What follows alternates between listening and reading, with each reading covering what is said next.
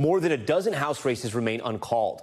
With control of the lower house still hanging in the balance, it comes as the three contenders to be the new GOP leader in the Senate are ramping up. For more on all of this, I want to bring in NBC News Capitol Hill correspondent Ryan Nobles. Ryan, thanks so much for being here. And Ryan, before we set out and talk about what we plan to talk about, there, of course, is breaking news tonight. I want to ask you about Florida Congressman Mike Waltz. He's actually been on our show, Top Story, quite a bit, being named Trump's new national security advisor. What are his broad foreign policy views, and what does this appointment tell you about the next Trump administration?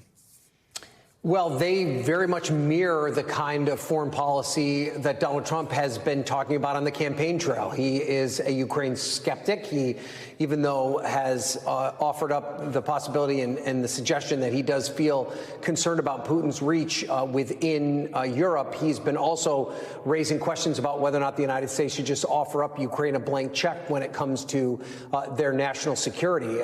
He is also someone who's raised a lot of skeptical questions about NATO and the role that NATO plays in Europe, and suggested that perhaps some of the NATO countries are not doing their fair share to defend that part of the world. Now, Waltz has a very appropriate biography for someone to play the role of national security advisor. He's been a national security leader in the House of Representatives on the Homeland Security Committee and others. He also is a former Green Beret, so he's been on the front lines on some of these most important national security issues. But he is no doubt someone who is aligned with Trump's worldview.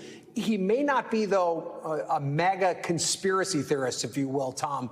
As we've seen some names that have been floated for the administration, Waltz is a serious policymaker and will play an important role now in the Trump administration. Thanks for watching. Stay updated about breaking news and top stories on the NBC News app or follow us on social media.